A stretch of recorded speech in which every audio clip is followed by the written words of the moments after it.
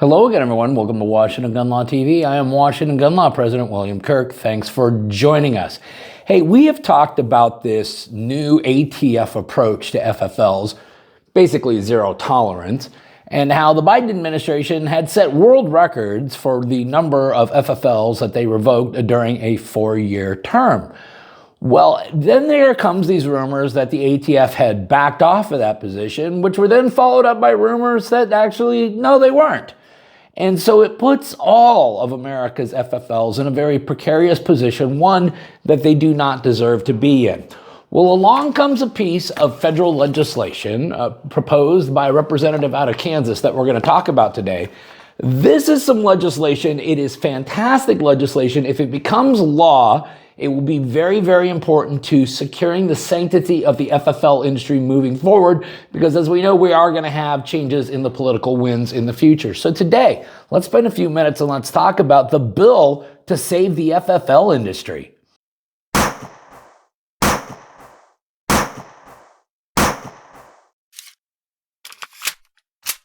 Okay, America, we got to get through this bill pretty quick. This is a bill which has been reintroduced once before in 2023 that is now being reintroduced by Representative Tracey Mann of the great state of Kansas. This is a bill that we have previously talked about once before called the Rifle Act, which stands for the Reining in Federal Licensing Enforcement Act. And what this bill does is not only rein in ATF's zero tolerance policy, but what it does is it creates a framework, a set of ground rules moving forward that when there is a shift in the political wind, which inevitably there will be at some point in America, that the ATF will just not be allowed to be turned loose like an attack dog being let off a leash with any type of zero tolerance policy, because this will codify the entire process moving forward and ensure that there is some fundamental fairness actually built into the process. Now, specifically, this is going to amend 18 United States Code sections 923 E through F. That is where a lot of these otherwise vague procedural mechanisms lie. Specifically, the bill reads, Section 923 of Title 18 of the United States Code is amended by striking subsections E and F and inserting the following. A, if the Attorney General determines that a licensee under this section has violated this chapter, 1, in the case of a violation that is not willful, the Attorney General shall notify the licensee of the violation and work with the licensee to rectify the violation within a commercially reasonable time frame. Or 2, in the case of a willful violation, if the Attorney General, after working with the licensee to recertify the violation within a commercially reasonable time frame, finds that a lesser action, such as a warning, warning letter, or warning conference, is not likely to lead to future compliance, and the Attorney General seeks revocation of the license in an administrative action, the Attorney General may. Okay, so this is in the case of a willful violation, but yet I want you to understand, again, some of the more fundamental fairness that was placed back into this process if this becomes law. If the licensee has no history of non-compliance with this chapter, suspend the license for not more than 30 days or such lesser period as would apply on compliance with such conditions as are specified by the Attorney General, or 2, in any other case, revoke the license. Now, as we know, there's a big difference between willful and non-willful violations. There is an inference that is now placed upon the Attorney General's office by this bill, and then in addition to that, it allows for consolidation of certain types of bookkeeping errors. The bill specifically reads, in applying subparagraph A, the Attorney General shall presume that the violation is not willful, absent clear and convincing evidence to the contrary. For purposes of subparagraph A, 1, a violation of this chapter with respect to 2 or more firearms during a single transaction shall be considered a single violation. 2, a violation of this chapter with respect to any category of record-keeping requirements, even if involving multiple instances, shall be considered a single violation. And then the bill creates a very clear statute of limitations where unless the Attorney General takes action within 3 years of the violation, they lose the ability to actually take action for that violation. Okay, then the bill lays out all sorts of new procedural mechanisms to ensure that there is actual due process at these hearings. It lays out an all-new review and appellate process, which not only allows for evidence to be presented upon appeal, but also gives the FFL a de novo review. What is de novo? It's a fancy way of saying, hey, we wipe the slate clean and you get an entirely fresh look at it from a higher court.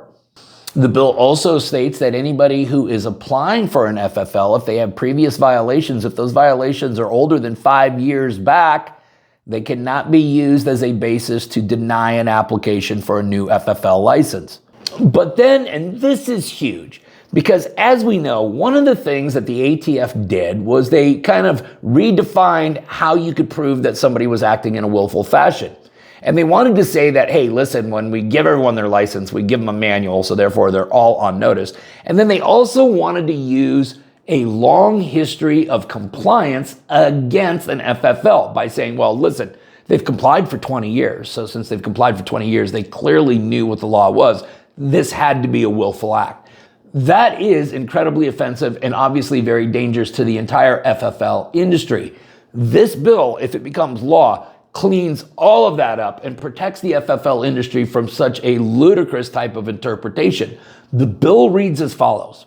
For purposes of this subsection, the term willfully means A, the FFL had actual knowledge of a clearly established legal duty, B, understood the obligation imposed by the legal duty, and C, engaged in the conduct knowingly and in deliberate disregard of that legal duty. And I think that's actually a very straightforward definition of willful behavior. Now, what about this manual? Yeah, the bill cleans that up because it will specifically then state evidence that a person has received a document or other communication containing information about a requirement imposed by or under this chapter, and evidence that the person has signed an acknowledgement that the person understands the legal obligations of the person under this chapter shall not be admissible as part of the determination of the Attorney General in the administrative law hearing or in a court of law to prove actual knowledge, and shall not be admissible as evidence to establish a willful violation of this chapter. And the same prohibition is also placed on the fact that this FFL has a long, rich history of actually complying with the regulations. The bill reads, evidence that a person has substantial experience as a licensee or has in other instances successfully complied with this chapter shall not be admissible as part of the determination of the Attorney General in an administrative hearing or in a court of law to prove actual knowledge, and shall not be admissible as evidence to establish a willful violation of this chapter. And then finally, the legislation mandates that the Attorney General with the ATF promulgate and publish regulations about how they will conduct inspections of FFL facilities. Right now, there really is no protocol and procedure manual. There might be some industry standards, but those apparently shift depending on what part of the country you're in. This would definitively put the guardrails on what the ATF can do, when they can do it, and how they can do it. All that's going to be very, very important because, as I mentioned earlier, the political winds of this country will change again someday. Okay, we're still awaiting a House resolution number on it, but this is the Rifle Act. It is sponsored by Representative Tracey Mann out of Kansas. We're going to put a link for the good congressman down below if y'all want to show him some love, give him some words of encouragement, donate to his campaign for re-election. You can do that. If you got any questions about this or anything else related to what's left of our Second Amendment rights, you guys should know how to get a hold of Washington gun law by now. But if you don't, that's okay. That information is down there in the description box. If you got an idea for a video we should be doing around here, you click on that link right there and you tell us all about it. If you want to subscribe to our monthly newsletter, the ability to do all of that is right down there in the description box. And then finally, and most importantly, let's remember that part of being the lawful and responsible gun owner, like we talk about all the time here, is to know what the law is in every situation, how it applies to you in any instance that you may find yourself. Until next time, thanks for watching and stay safe.